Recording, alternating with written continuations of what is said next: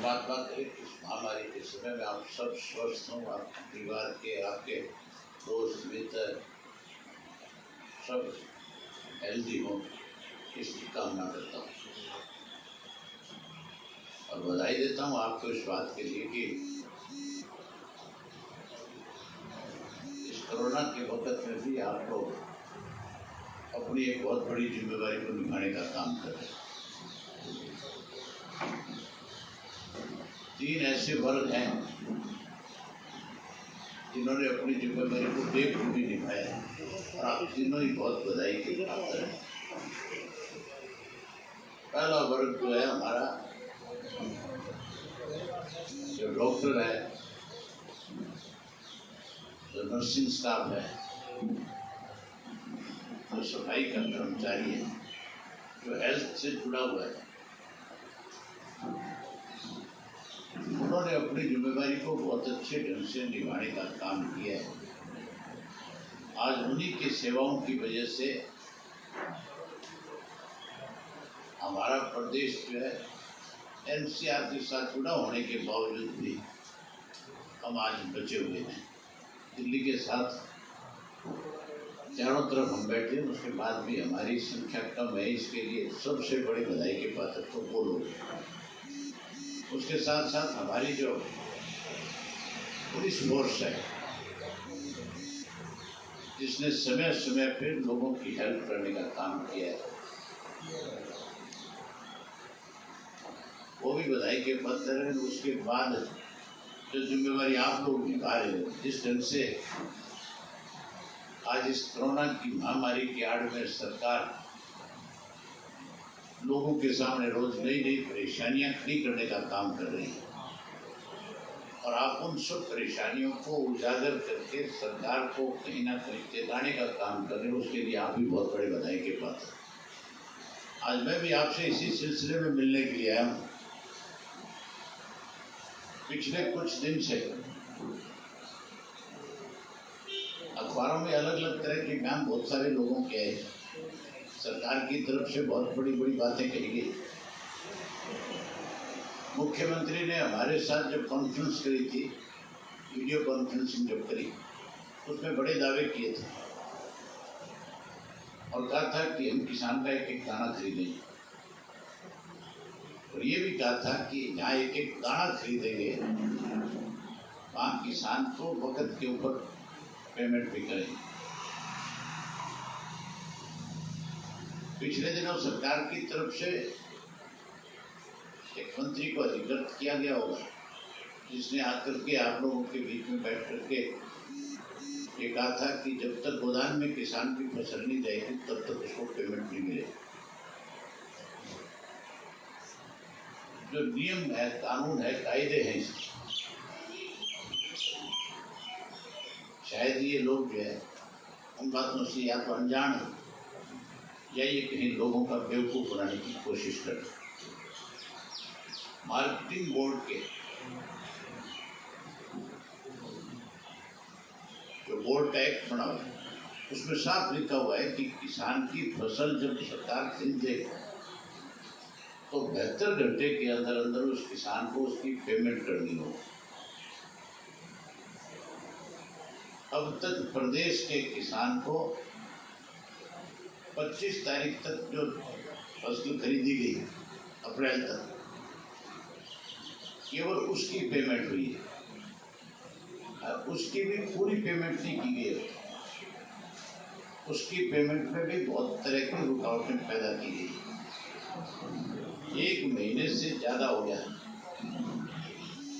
जहाँ 14,500 करोड़ रुपए की पेमेंट किसान को 72 घंटे के अंदर अंदर मिलनी चाहिए थी फसल की, आज सरसों जिस किसान से दिए उससे भी खरीद के पैसे उसको दिए नहीं गए।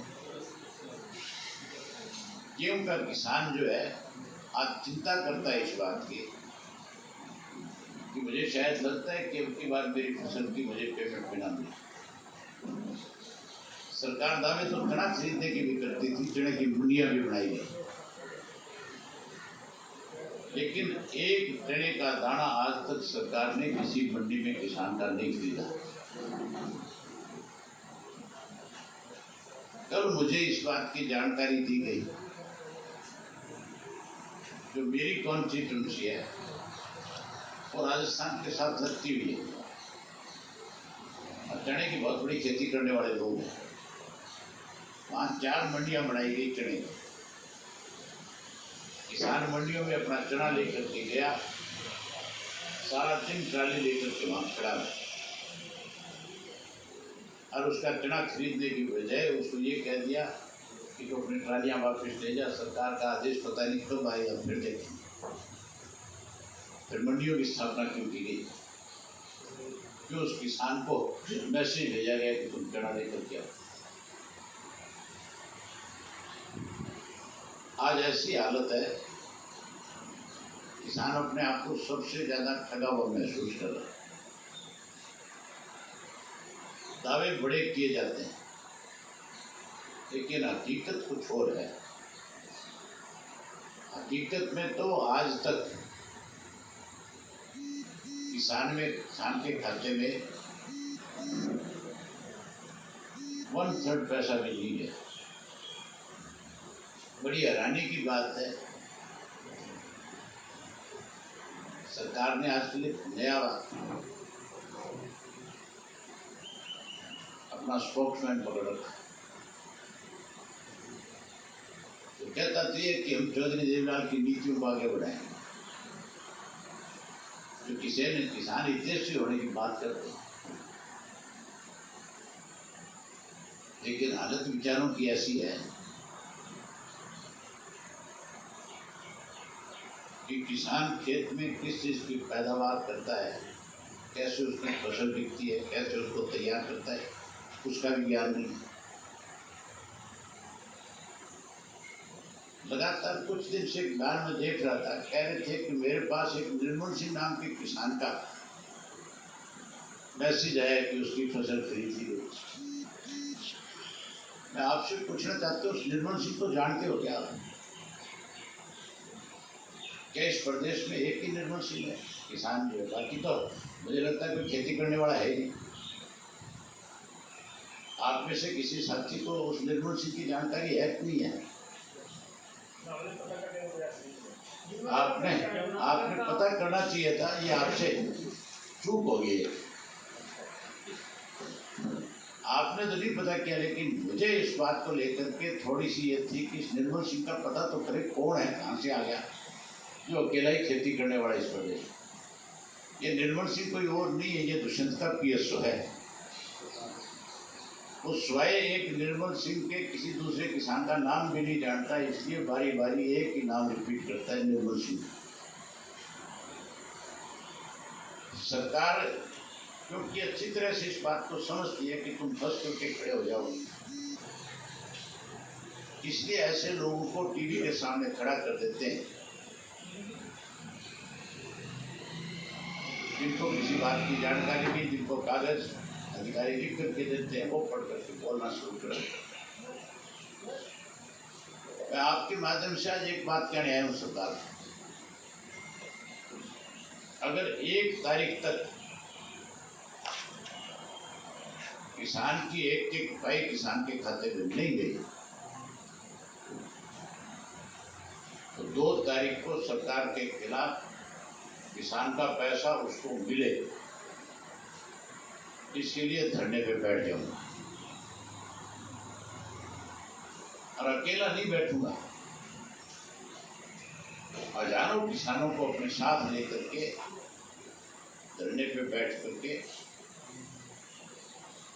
सरकार को इस बात के लिए मजबूर करूंगा कि किसान का पैसा एक पाई उसके खाते में आए। होना तो ये चाहिए कि जिस किसान की पेमेंट 72 घंटे के बाद उसको नहीं मिली, सरकार को उसको ब्याज के साथ उसका पैसा देना चाहिए। उसको तो ब्याज के साथ पैसा नहीं दे रहे, लेकिन उसके जो खाते का पैसा है, आज सरकारी अधिकारी राजनीतिक लोग मिलकर के उसका ब्याज खाने का काम कर रहे हैं। आप अगर जो सरकार ने फैसला किया है पेमेंट करने का, जो तरीका अपनाया, उसको अगर आप गहराई से जाकर के देखोगे तो आपको सीधा सीधा समझ में आ जाएगा कि इसके पीछे इनकी मंशा क्या है। न्यूडल बैंक एक बनाया गया है HDFC, 7 प्राइवेट बैंक रखे और HDFC के माध्यम से सारी पेमेंट की बात है। HDFC में कौन अधिकारी है, आप इस बात की जानकारी दो। किस सीनियर अफसर्स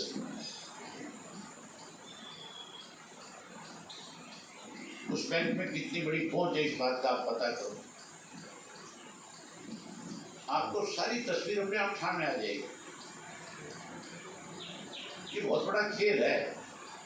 ये बैंक के जो लोग हैं, प्राइवेट बैंक वाले, ये क्या करते हैं, अलग अलग स्टेटों में अलग अलग उन अधिकारियों को पकड़ते हैं जिनकी पहुंच बड़ी होती है और उनके किसी फैमिली मेंबर को सीनियर अफसर के पद पे लगा देते हैं, चाहे उसकी बैंकिंग सर्विस है कि नहीं है, चाहे बैंक के बारे में वो जानता है कि नहीं जानता, लेकिन उसके फैमिली के मेंबर को पकड़ लेते हैं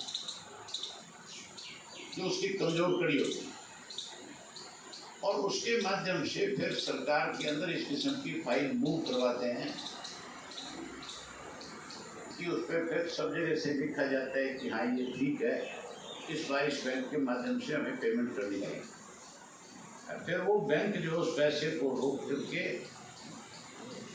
जो हजारों करोड़ रुपए है उस पर अगर मान लो, मैं नहीं कहता कि 1% पे ब्याज मिलता हो, अगर 0.05% ब्याज उस पर मिल रहा है तो भी आप उसका 1 महीने का अगर वो पैसे का ब्याज देखोगे वो सैकड़ों करोड़ में बदल जाता है। ये खेल है।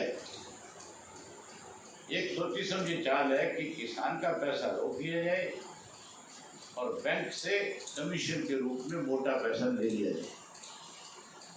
आज तो मैं आपके जिम्मे छोड़ करके जाता हूँ कि आप इस बात की जानकारी लें। मुझे तो पूर्ण जानकारी है कि कौन कौन अफसर इसमें शामिल है। मैं चाहूँगा कि आपकी कलम से अगर उनके बारे में लिखा जाए तो ज़्यादा अच्छा होगा। मैं तो समय आने पे विधानसभा का जब सत्र होगा, मुझे जब समय बोलने का होगा, तब उन अधिकारियों की पोल खोलने का काम करूँगा, सदन के लिए। तब सरकार की इस बेकायदगी को उजागर करूँगा, लेकिन मैं उम्मीद करूँगा कि आप मेरे से पहले जानकारी जुटाएंगे।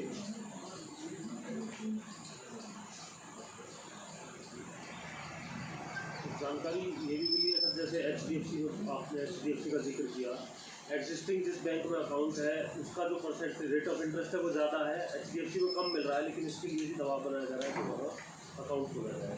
HDFC बैंक से जो अकाउंट्स खोलने की बात की जा रही है उसमें केवल एक मकसद है, मैंने आपको बताया। आप उसकी जानकारी दोगे तो आपको सारी तस्वीर अपने आप सामने आ जाएगी। एक और बयान मैंने आज पढ़ा जिसमें लिखा हुआ था कि किसान को जो केंद्र लस्टर लॉस के बारे में, बड़ी हैरानी की बात है, सत्ता में बैठे लोग ये पता नहीं कि लस्टर लॉस का पैसा जो है कौन दे, ये तो किसान से ले रहे थे। जो पेमेंट पहले वाली हुई है उसमें 14.5 रुपया पर क्विंटल के हिसाब से किसान से इन्होंने काटा है। वो पाई भी किसान की वापस इनसे दिलवाने का काम करूँगा, वो भी इनको देना पड़ेगा। अब बयान देते हैं, सफाई देते हैं, कहते हैं हमने केंद्र की सरकार को लिखा है कि वो उस लस्टर लॉस के पैसे माफ करने का काम करें, हमारी सिफारिश। मतलब कितना बड़ा झूठ बोलते हैं लोग, या तो झूठ बोलते हैं और या फिर इनको मेरे ख्याल जो अधिकारी लिख करके दे देते हैं, बेचारे पढ़ करके बता देते हैं। मुझे हैरानी है कि किसान के घर में पैदा होने के बाद भी इनको इस बात का ज्ञान नहीं है कि सरकार किसान को कैसे लूटती है और हमारी क्या जिम्मेवारी है। 10% तक का जो पैसा है केंद्र की सरकार की तरफ से प्रदेश की सरकार के पास चिट्ठी है और उस चिट्ठी के अंदर साफ लिखा हुआ है, हमारी सरकार के पास नहीं, जहाँ जहाँ गेहूँ की खरीद है, चाहे वो राजस्थान में है, पंजाब में है, जहाँ सरकार खरीद करती है केंद्र की, उस पर क्लियर कट है कि 10% तक तो एक पैसा ही किसान से ना लिया जाए, और अगर उस 10% से ज़्यादा हो गया तो फिर वहाँ की सरकार बैंक करेगी, ना कि किसान दे। इन मूर्खों को इस बात का ज्ञान भी नहीं है। ये तो अपनी तरफ से आप जैसे साथियों को बुला लेते हैं, आप कम से कम उनसे पूछो तो सिर्फ वो चिट्ठी तो दिखा दो जो तुमने लिखी है, और जो केंद्र की सरकार से तुम्हारी सिफारिश मान करके चिट्ठी आई है, वो दोनों चिट्ठियाँ दिखानी चाहिए कि नहीं दिखानी चाहिए? लेकिन चिट्ठियाँ तो खाता ही नहीं है। तो केवल और केवल सारा दिन आप लोगों के सामने बैठ करके अपनी तस्वीर लोगों तक दिखाते हैं। एक चीफ मिनिस्टर तो इस काम में लगे हुआ है कि वो रोजाना अखबार में ऐड दे करके अपनी फोटो छपा करके प्रदेश की सरकार का पैसा जाया कर रहे हैं। दूसरा जो डिप्टी चीफ मिनिस्टर है वो सारा दिन आप लोगों के बीच में बैठ करके सारा दिन झूठ बोलने का काम करते हैं। अगर ये झूठ नहीं बोलते तो मैं आपके माध्यम से चीफ मिनिस्टर को भी उसको दोनों को इस बात का चैलेंज करता हूँ कि वो किसी चैनल कहीं सार्वजनिक जगह पे आ जाए, इन सब बातों पे चर्चा कर ले ताकि इनके अच्छे ढंग से पोल खुल जाए। मैं बहुत दिन से देख रहा था कि इस कोरोना की महामारी में सरकार जो है कोई अच्छे फैसले लेगी, लेकिन सरकार ने इस कोरोना की महामारी में लोगों के हितों के फैसले लेने की बजाय लोगों को कैसे लूटा जाए इसके ऊपर फैसले लेने का काम किया। एक इशू दारू का था, जो दारू दो जगह पकड़ी गई अलग अलग, पानीपत में पकड़ी गई, दूसरी आपके सोनीपत में। सोनीपत में जो दारू पकड़ी गई है उसके ऊपर उन्होंने एसआईटी का गठन किया, एसआईटी का नहीं किया। एसआईटी का गठन भी जानबूझ करके नहीं किया गया, क्योंकि एसआईटी के पास बहुत सारी ताकतें हैं और एसआईटी में तीनों जो अफसर के नाम जिनके रखे जाते हैं वो तीनों इंडिपेंडेंटली अपनी अपनी जांच करते हैं, और हो सकता है तीनों की कभी राय एक ना हो। इसलिए एसआईटी बनाई गई कि एक अधिकारी तो सरकार के दबाव में आकर के गलत फैसला ले सकता है, लेकिन दूसरा और तीसरा कहीं ना कहीं उसकी लिमिट जा गई। एसआईटी का मतलब क्या है कि एक अधिकारी ने सरकार को रिपोर्ट देनी, तो उस अधिकारी को तो 100% सरकार दबा करके अपनी मर्जी की रिपोर्ट लेगा। दूसरा जो है, जिस भूपेंद्र सिंह से शराब पकड़ी गई, जिसके पास लाखों रुपया नगद पकड़ा गया, अब तक सरकार की तरफ से इस बात की जानकारी सार्वजनिक नहीं की गई कहीं पे कि वो पैसा कहाँ से आया, और रिवॉल्वर और पिस्टल जो पकड़े गए थे वो कहाँ से आए, वो लाखों रुपए की शराब जो वहां से निकली थी वो कहाँ से आई। जो रोजाना लाखों रुपए की शराब, करोड़ों रुपए की शराब हमारे प्रदेश में शराब की फैक्ट्रियों से निकल करके आई, उनके परमिट कहाँ से इशू है। तो उन सब चीजों के ऊपर कैसे पर्दा डाला जाए, उसके लिए भूपेंद्र सिंह नाम का जो व्यक्ति था, दैया जो था, कह दिया गया उसको हार्ट अटैक आ गया। नौजवान लड़का है, अगर कोई हार्ट अटैक आता तो फिर ये सिम्टम उसके पहले से होने चाहिए थे, फिर तो मेडिसिन पहले से चालू होनी चाहिए थी। कोई हार्ट अटैक नहीं है, कोई बीमारी नहीं है उसको बीमार किया गया इसलिए कि जब उसने अपनी जबान खोलनी शुरू करी, जब उसने बहुत सारे लोगों की इन्वॉल्वमेंट बताई, ये सब लोग इसमें शामिल हैं, इन सब लोगों ने मुझे अपनी कठपुतली बना रखा है, इन सबका पैसा मेरे पास है, इनका पैसा इनके पास जाता है इससे का, तब उसको हॉस्पिटलाइज कराया गया। सरकार अपनी तरफ से बताए तो श्री रिमांड के दौरान क्या पूछा, और क्या जानकारी हासिल करे उसको सार्वजनिक करे। उसको सार्वजनिक करने की बजाय उस पर लीपापोती की जा रही है कि एसआईटी को दे दिया, उसकी रिपोर्ट आएगी तब ये अपने आप सार्वजनिक हो जाएगी। इसीलिए अनिल विज जी ने सभी में बात कही है। उन्होंने एक चिट्ठी लिखी है अपने सेक्रेटरी को कि इस एसआईटी के पास भी एसआईटी जितनी पावर होनी चाहिए।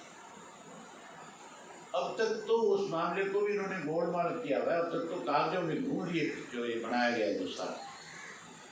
तो मान के चलो कि इसमें बहुत सारे लोग ऐसे शामिल हैं जो सीधे सीधे सरकार के साथ जुड़े हुए हैं, जिनका सरकार के साथ बड़ा रिश्ता है।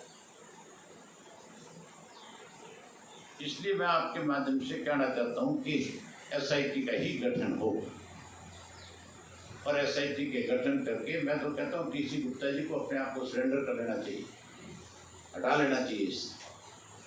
कल को उसके ऊपर इस बात की आँच आएगी कि सरकारी दबाव में आकर के उसने भी इस तरह की कोई रिपोर्ट पेश करी। कोई सीनियर अधिकारी अगर कल को इस तरह की रिपोर्ट पेश करे जो सरकार की बन चाहिए हो, तो फिर मान के चलो लोगों का जहाँ सरकार से विश्वास तो खत्म हो गया, वहाँ इन अधिकारियों से भी विश्वास खत्म हो जाएगा। इसके लिए उनको विड्रॉ करना चाहिए। इसकी जांच एसआईटी से हो, एसआईटी की बजाय भी मैं तो ये कहता हूँ किसी सिटिंग जज से हो, ताकि सारी चीज सामने आए।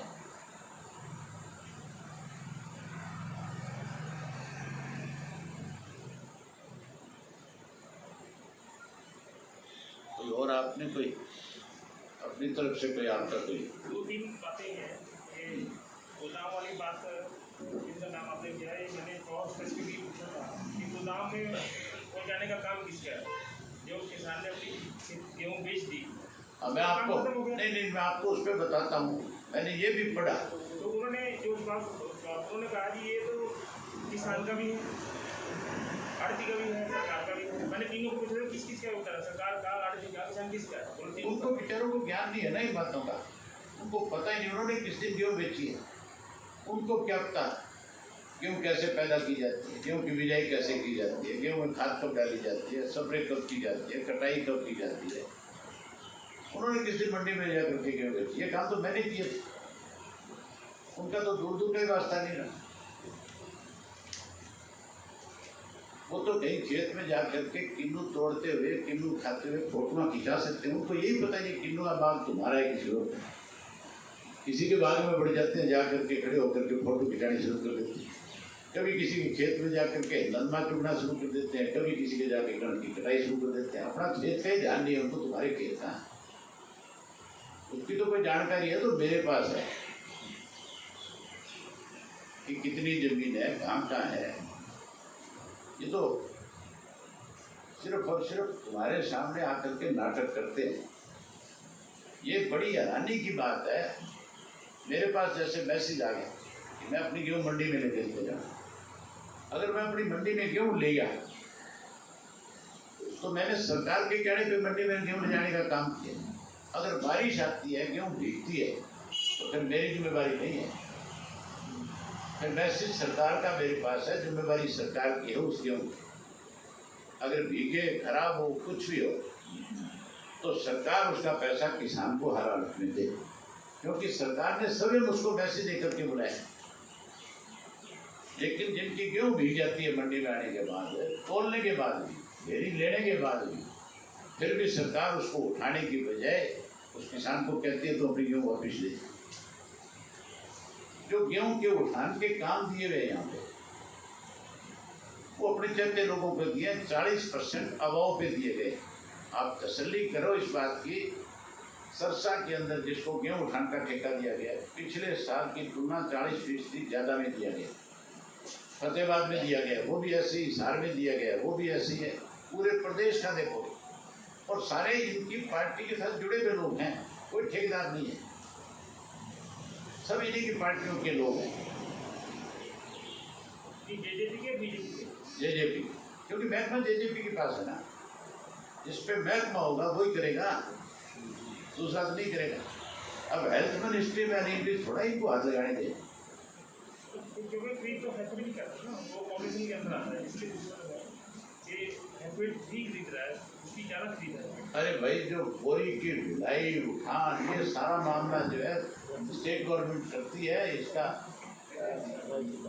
जो है इसको ठेका दिया जाता है, फूड सप्लाई वो फूड सप्लाई करता है। और एक जो शराब वाला जो मामला है, इसने शराब वाले मामले में मतलब बहुत स्पेसिफिक सवाल पूछा था कि आबकारी विभाग ने अपने पास से 2 बार इन एल वर्ग के और एल 13 के गोदामों की जांच कराई, उसमें बड़ी भारी मात्रा में शराब कम मिली। हमने पूछा कि कितनी शराब कम मिली, वो कहते मैं तो नहीं बताता, ये मैं तो ऐसी को बता दी, जनता को नहीं बताऊंगा। जो शराब कम हुई है वहाँ पे, मैं और तुम्हारे को कल क्या बता रहा था, जब बारी बारी ठेके खोलने की बात की जाएगी तब मैंने आपसे नहीं बताया था कि इनके पार्टनरशिप के ठेके हैं सारे के सारे पूरे प्रदेश के अंदर। आबकारी मंत्री के हाँ, सब जगह इन्होंने अपनी कहीं बेनामी पार्टनरशिप रखी हुई है, कहीं अपने मामा नाना के खाते से रखी हुई है, सब जगह है। मुझे हैरानी है कि अजय सिंह आकर के बयान देते हैं और कहते हैं कि भीम सिंह जी के जो उनके ससुर हैं, हमारे भी रिश्तेदार हैं, उनके बारे में कहते हैं कि उनका कोई वास्ता नहीं, कोई मतलब नहीं, वो कभी शराब के ठेकेदार रहे नहीं। मुझे अजय सिंह से उम्मीद नहीं थी कि वो भी झूठ बोलने लगे इन बच्चों के साथ। इससे बड़ा झूठ और क्या होगा। राजस्थान में, हरियाणा में सब जगह पे ठेके लिए हुए। नहीं बताओ तो फिर इसमें क्या संकोच है। जो काम जो करता है उसके बारे में बताना भी चाहिए।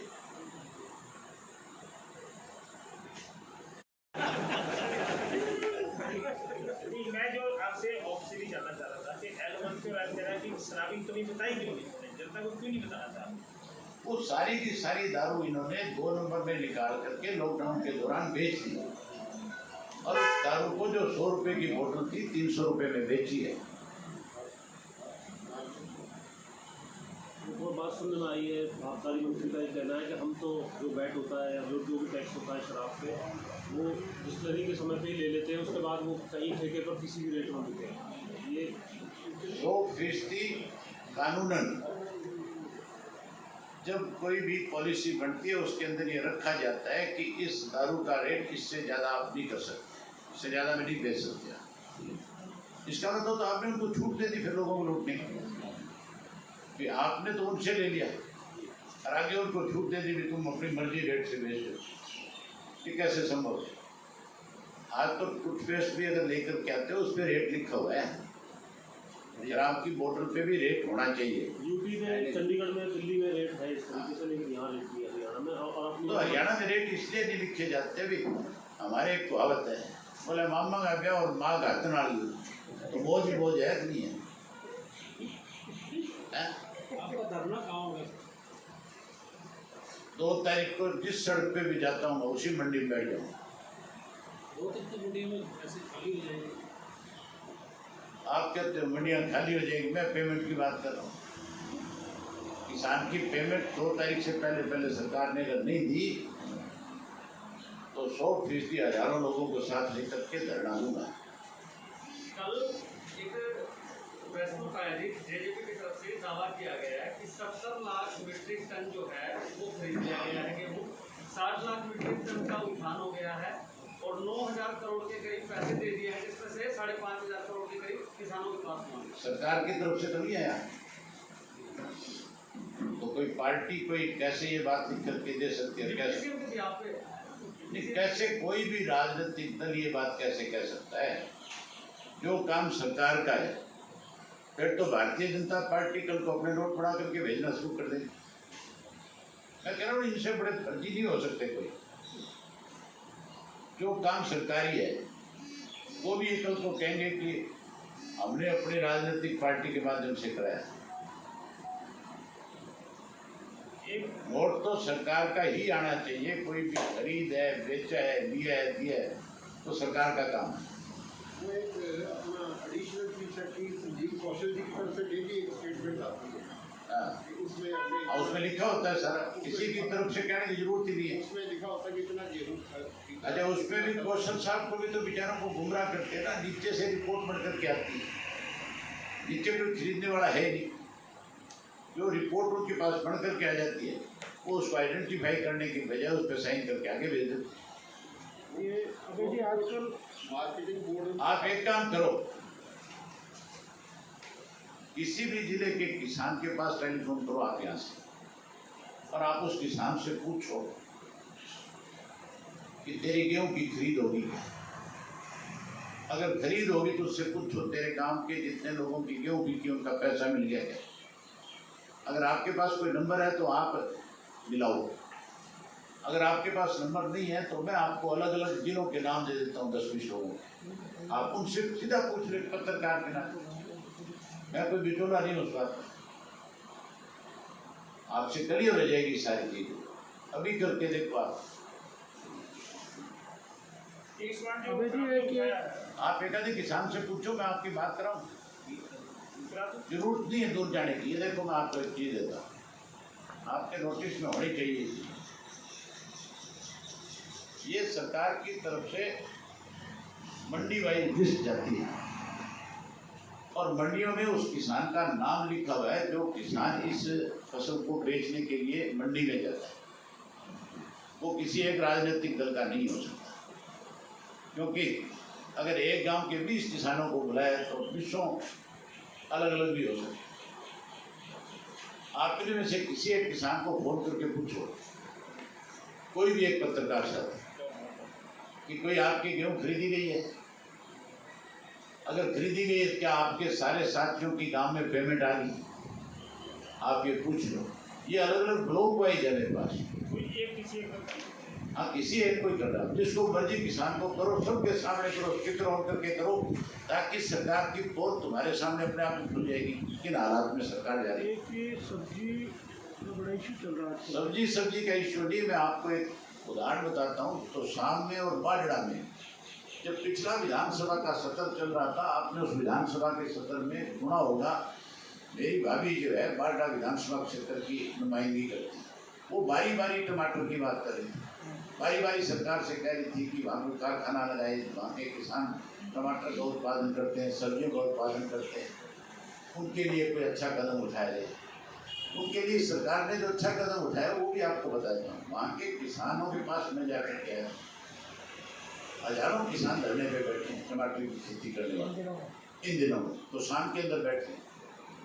और जो तो सामने किसान बैठा हुआ है उसकी हालत ये है कि उसने अपना टमाटर मंडी में ले जाकर के बेचने की बजाय सड़कों पे फेंक दिया। हजारों क्विंटल टमाटर सड़कों पे पड़ा है और वहाँ के किसान ने खुल करके ये कहा है कि अगर हमारे टमाटर का हमें मुआवजा नहीं दिया गया तो हम आत्महत्या करने पे मजबूर हो जाएंगे। अगर किसी किसान ने आत्महत्या कर ली तो उसके लिए जिम्मेवार कौन होगा? उसकी जिम्मेवार सरकार होगी कि नहीं होगी? एक इन्होंने योजना बनाई थी और अवंतर नाम नहीं निकलता, नहीं कहाँ से ढूंढ करके योजना बना दी। अब योजना के तहत 5 साल पहले योजना बनाई, कम से कम हर साल महंगाई बढ़ रही है तो उस टमाटर का रेट बढ़ाना चाहिए था नहीं? जो 4 रुपए 5 रुपए किलो से शुरू करी थी, आज उसका 10 रुपए रेट होना चाहिए। देवराज जी बोल रहे हैं अगर 10,000 रेट होता, अगर 10,000 रेट होता, 10 रुपए रेट होता तो फिर आज किसान जो है वहां का आत्महत्या की बात नहीं करता। ये हालत है। डिप्टी सीएम तो ये कह रहे हैं सर कोई भी मुद्दा हो मुझे घेर लिया जाता है, इसको ले लो, इसको घेर लो, इस तरीके की बातें।